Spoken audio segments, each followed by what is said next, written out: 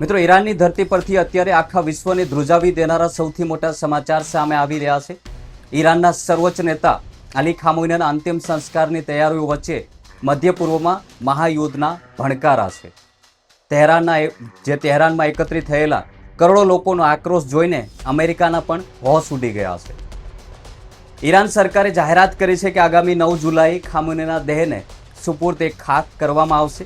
પરંતુ આ જનાજાની વચ્ચે જ ઈરાન પર એક બહુ મોટો સૈન્ય લશ્કરી હુમલો કરવાનો પ્રયાસ કરવામાં આવ્યો છે.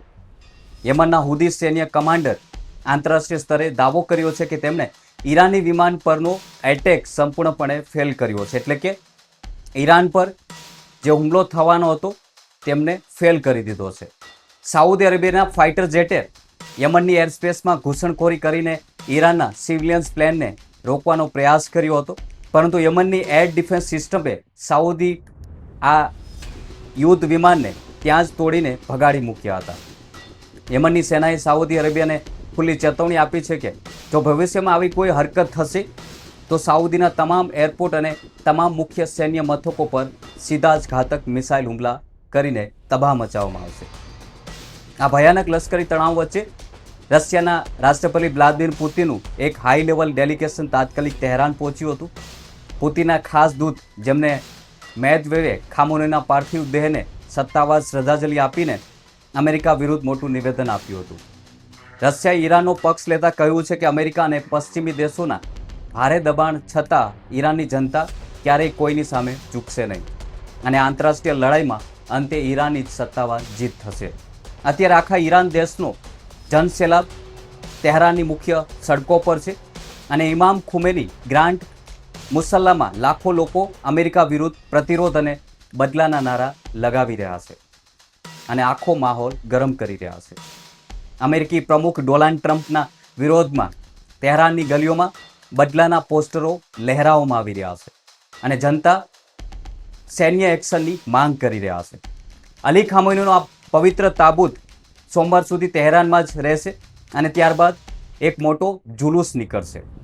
આ જનાજો ધાર્મિક કેન્દ્ર કોમની જે હોય છે સ્થાન ત્યાંથી શરૂ થઈને પડોશી દેશ ઈરાકના પવિત્ર શહેરોમાં આગળ વધશે અને ત્યાંથી તેમના ગૃહનગર મહદદ ખાતે અંતિમ સંસ્કાર માટે પહોંચી જશે. ઈરાનની આ સૈન્ય એકજૂથતા જોઈને અમેરિકી વિદેશ મંત્રી માર્કો રૂબિયાએ 26 જૂને એક સિક્રેટ ઓર્ડર કર્યો હતો. આ ગુપ્ત આદેશ અંતર્ગત અમેરિકાએ દુનિયાના અનેક દેશો પર મોટું રાજદારી દબાણ લાવીને આ જનાજામાં સામેલ ન થવા ધમકી આપી હતી. અમેરિકાની સત્તાવાર ધમકી એ હતી કે જો કોઈ દેશ અલી ખામોનીના અંતિમ સંસ્કારની પ્રક્રિયામાં જશે તો તેની સાથેના સંબંધો કાયમી માટે સંપૂર્ણ તોડી નાખવામાં આવશે. અમેરિકાના ભારે રાજદારી પ્રેશરના કારણે 13 દેશોએ અંતિમ સંસ્કારમાં ન જવાનો મોટો નિર્ણય કર્યો હતો. પરંતુ હવે વાત કરીએ અમેરિકાની એક ખુલ્લી ધમકીની અને દબાણ છતાં સાઉદ અરેબિયાએ લીધેલા યુટર્નની. આ ખૂબ જ મહત્વની બાબત છે જે સાઉદ અરેબિયાએ સૌથી મોટો નિર્ણય લીધો છે અને ટ્રમ્પ વિરુદ્ધ જઈને અમેરિકાની કડક ચેતવણીને પણ બાજુ પર મૂકીને સાઉદ અરેબિયાનું એક હાઈ લેવલ ડેલિગેશન અચાનક કોઈ પણ આમંત્રણ વગર સીધું જ તહેરાન પહોંચી ગયું હતું તેવા પણ સમાચાર આંતરરાષ્ટ્રીય મીડિયામાં સામે આવ્યા છે. સાઉદી અરેબિયાના વિદેશ મંત્રી પોતાના ખાસ પ્રતિમંડળ સાથે અલી ખામોનીના જનાજામાં સામેલ થયા અને પાર્થિવ દેહને શ્રદ્ધાંજલિ આપી હતી. તેમણે ત્યાં રાખવામાં આવેલી સત્તાવાર શોક પુસ્તિકા પર સિગ્નેચર પણ કર્યા હતા જે સાઉદીના ઇતિહાસમાં પહેલીવાર આવું બન્યું છે.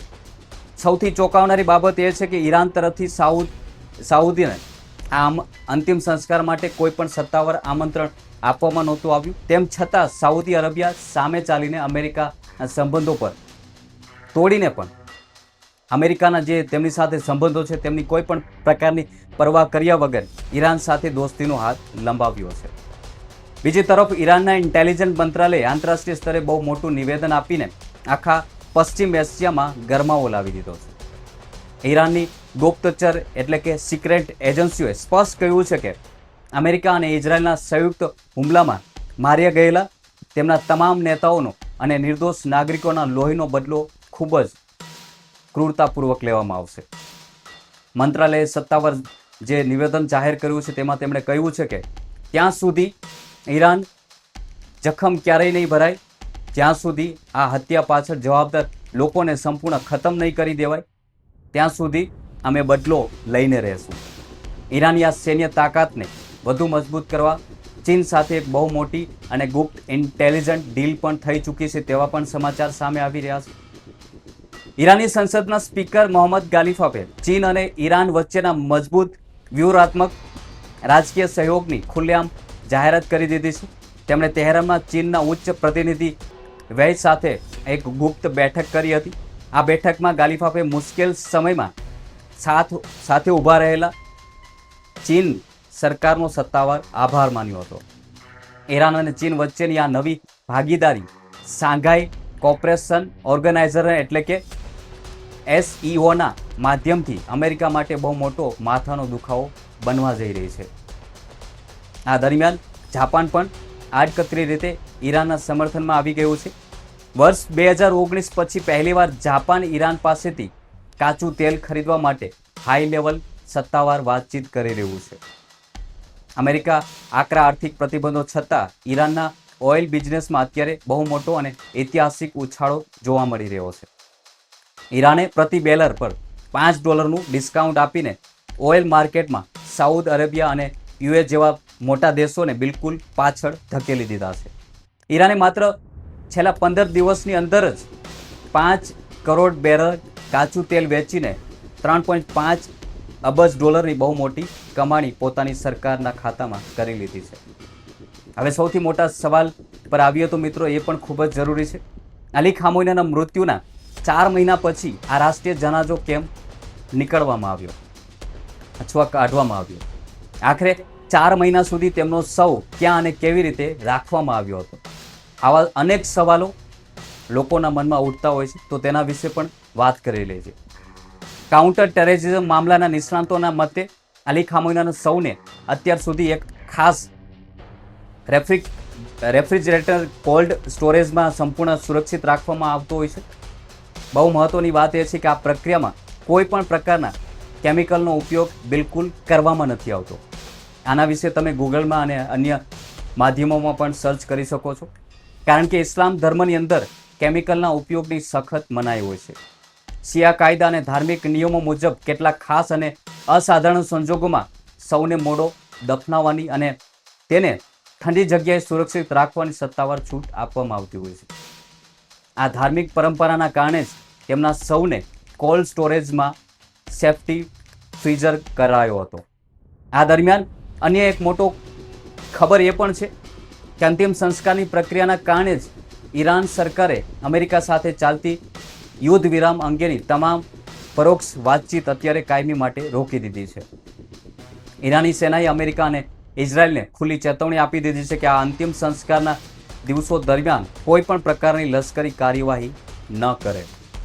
બીજી તરફ US પ્રમુખ ડોનાલ્ડ ટ્રમ્પે આંતરરાષ્ટ્રીય મીડિયામાં નિવેદન આપ્યું છે કે તેમણે ઈરાનને આ જનાજાની પ્રક્રિયા માટે 1 સપ્તાહ એટલે કે 7 દિવસની રજા આપી છે. ટ્રમ્પનું કહેવું છે કે તેઓ સારા લોકો છે અને ઈરાન કરાર કરવા માટે બેતાબ છે, પરંતુ ઈરાનના સત્તાવાર વહીવટી તંત્રે ટ્રમ્પના નિવેદનનો હજુ સુધી કોઈ પણ પ્રકારનો સ્પષ્ટ જવાબ આપ્યો નથી. હાલની ગ્રાઉન્ડ રિયાલિટી એ છે કે આંતરરાષ્ટ્રીય સૈન્ય સંકટમાં વિશ્વના અનેક શક્તિશાળી દેશો ખુલ્લેઆમ ઈરાનની સાથે આવી ગયા છે. ઈરાને અમેરિકા અને ઇઝરાયલ બંનેને પોતાની સૈન્ય તાકાત બતાવી દીધી છે. યમનને પણ સાઉદીના ફાઇટર જેટને ભગાડીને સાબિત કરી દીધું છે કે તેઓ કોઈ પણ સંજોગે હુમલાઓ સહન નહીં કરી શકે ઈરાન વિરુદ્ધ. આ સમગ્ર લેટેસ્ટ અપડેટને કારણે તમારું શું કહેવું છે કમેન્ટ કરી જરૂર જણાવજો. અને આવી વધુ રસપ્રદ ન્યૂઝ સ્ટોરી જોવા માટે અમારી ચેનલ સાથે જોડાયેલા રહો અને ચેનલને સબસ્ક્રાઇબ કરવાનું ભૂલશો નહીં. અને બેલ આઇકન પર ક્લિક કરી લેજો જેથી નવા વિડીયોની નોટિફિકેશન તમને મળતી રહે. જય હિન્દ.